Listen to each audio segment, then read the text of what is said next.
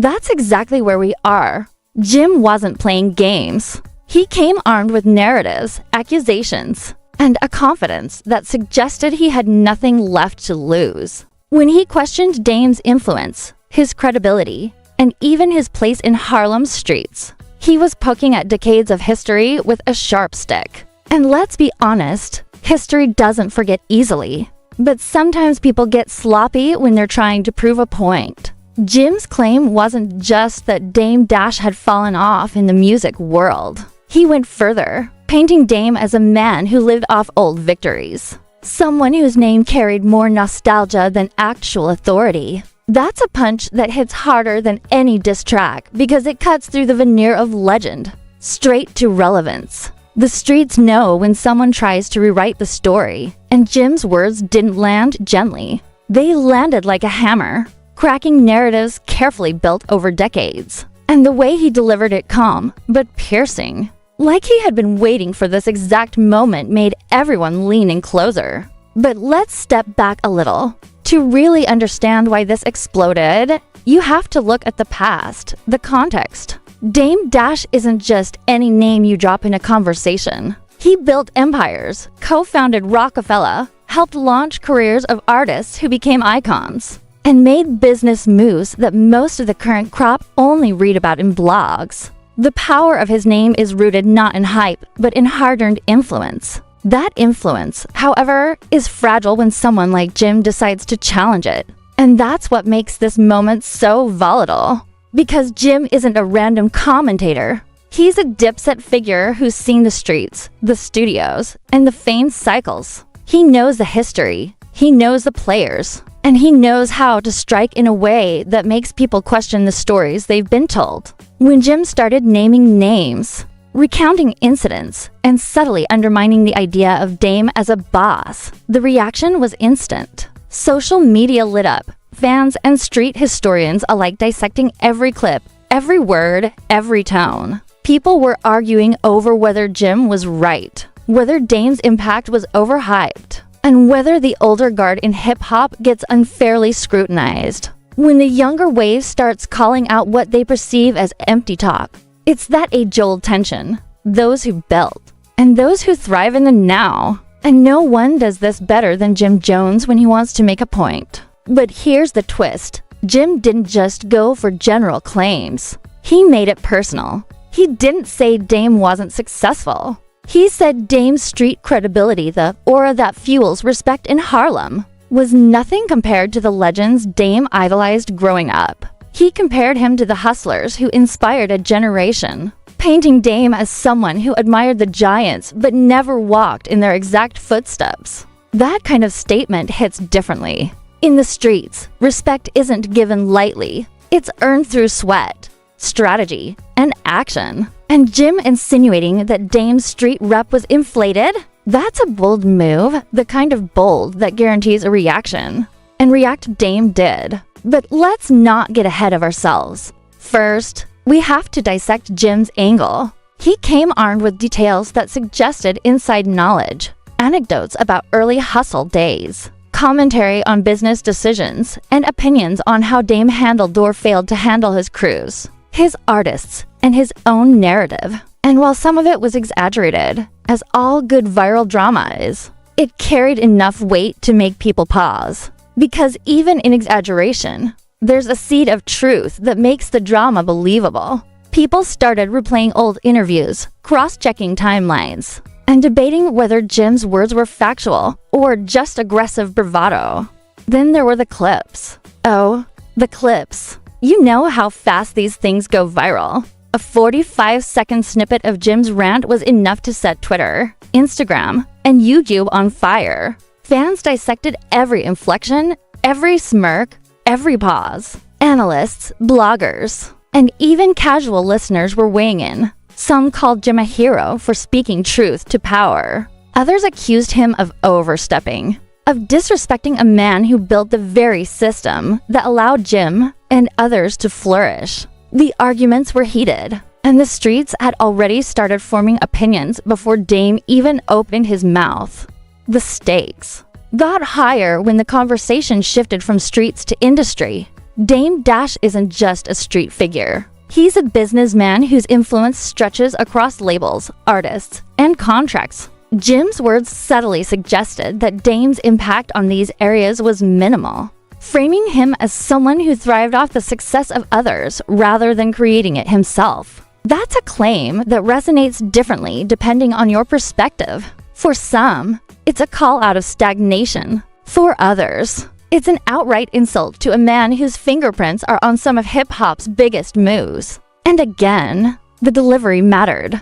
Jim's tone didn't waver, which made it feel like a calculated strike rather than a casual jab. And let's not ignore the historical context. If you go back to Rockefeller days, splits, artist disputes, and the rise of Dipset, you can see why this moment is combustible. There's history embedded in every comment, in every dig, in every comparison. People remember who backed who took credit, and who got left behind. That memory adds layers to the drama, making it feel bigger than just a verbal spat. It's a collision of eras, of philosophy, and of identity. Jim Jones positioned himself as the modern voice calling out the past, while Dame Dash represents the architect, the elder statesman whose legacy is being challenged. As Jim spoke, he even referenced specific people from Dame's past, street figures, and artists they both knew. He framed the narrative like he had seen the entire story from multiple angles. And the insinuations weren't subtle. He suggested that Dame had benefited from structures, networks, and influence that weren't entirely his own making. That's the kind of statement that sends fans and critics alike scrambling to their phones, debating authenticity, intent, and credibility. Every mention of a name, every slight dig at past moves, added fuel to a fire that was already roaring. Then came the public reaction. Social media didn't just react, they erupted. Clips of Jim's statements were stitched into reaction videos, meme edits, and hot takes from every corner of hip-hop commentary. Fans debated, analysts speculated, and even some older industry insiders weighed in. Opinions were split. Half sided with Jim for being brutally honest, half rallied behind Dame, defending the legacy of a man who had shaped the culture in ways most newcomers could only read about. The streets, the culture, the blogs, all of it became a live commentary track to the unfolding spectacle. But here's the kicker. The drama wasn't limited to words. The tension was palpable in interviews, in side comments dropped during appearances, and even in body language captured by cameras. People noticed subtle smirks, shifts in tone, and pauses that spoke volumes. When your feud is this public, every glance, every word, and every reaction is dissected, replayed, and turned into content. And Jim knew this. That's why his approach was so bold. He wasn't just making claims. He was orchestrating a spectacle. What really kept people on edge, though, was the raw, emotional stakes. This wasn't just about proving who was right or wrong. This was about reputation, respect, and legacy. Jim Jones wanted to challenge the story history told about Dame Dash, while Dame was silently preparing a response that would remind everyone why he's still a kingmaker, still a voice worth listening to, and still a man whose name carries weight in both streets and boardrooms. And that tension, that anticipation, is what makes this entire saga irresistible to the public. As the clips circulated, analysts began dissecting each line, interpreting motives, and speculating on future moves. Some predicted a calm, measured response from Dame. Others anticipated an explosive, no-holds-barred retaliation.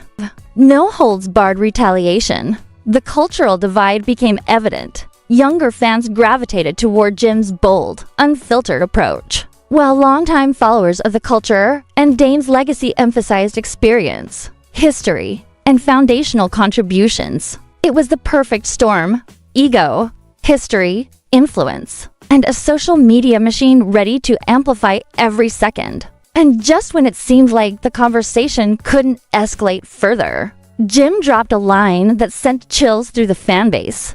A suggestion that Dame's boss status was overrated, that he was more worker than mogul, and that his time in the streets didn't measure up to the icons he admired. That comment alone reignited debates, brought up old grudges, and forced even casual listeners to reconsider their assumptions. Because in hip-hop, questioning someone's position in the street-to-industry hierarchy is one of the most loaded moves. You can make the streets didn't wait. Clips were shared, opinions formed, and hashtags trended almost instantly. And while Jim might have thought he was just airing out frustrations, the ripple effect was massive. Blogs, YouTube channels, podcasts, and street forums exploded with theories, reactions, and memes. People weren't just talking about what was said, they were analyzing why it was said, who benefited, and what it meant for the legacy of one of hip-hop's most influential figures. Right at the edge of full escalation,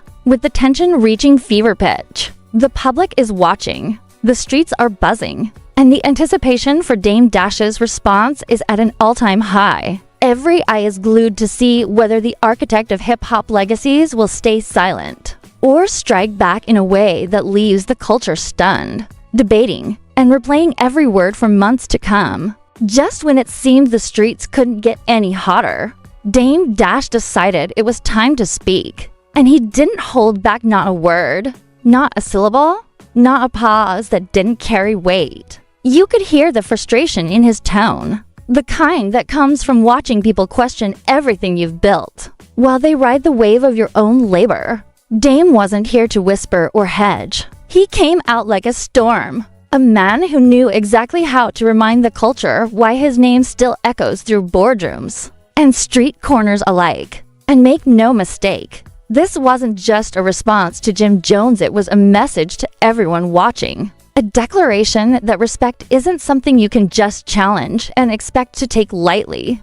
Dame started by dissecting Jim's claims one by one, peeling back the layers of exaggeration with surgical precision. "You're talking like you built what I built. Like you created the platform that allowed names to rise," he said, his voice steady but loaded with venom. And he wasn't just talking about music, he was talking influence, leverage, and history. Every artist, every empire, every deal that flowed through Rockefeller, every move that shaped the independent hustle in hip-hop, it was all part of a legacy.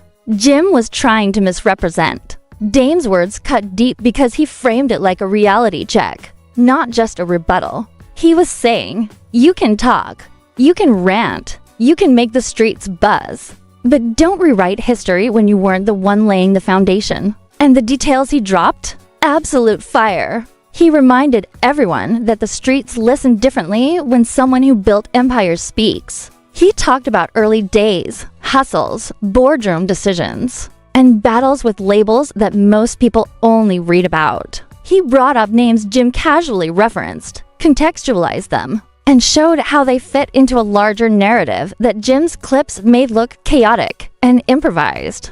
Dame wasn't just defending. He was teaching, showing why experience matters, and why those who try to claim the narrative without walking the path are always going to look small in comparison. Of course, the public reaction went nuclear. Social media exploded with clips of Dame's response, contrasting Jim's statements with the reality he painted. Fans were split. Some cheered Dame for reminding the world who built the system, who signed the deals, who created spaces for artists to thrive without giving up ownership. Others argued that Jim was speaking truth about modern relevance, pointing out that today, consistency, visibility, and current output matter more than legacy alone. The conversation didn't just stay on Twitter, it jumped to Instagram, TikTok, YouTube reaction channels, and street forums. Each layer adding a new spin, a new twist, a new debate.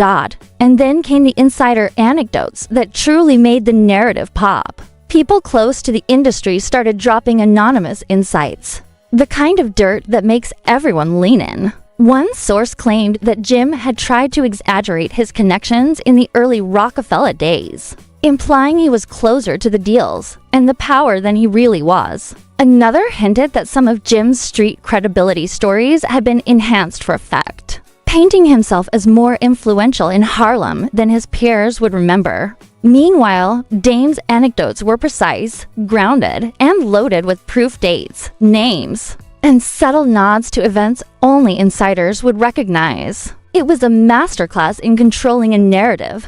But the drama didn't stop at verbal sparring. The clips went viral, and the reaction from the culture was immediate.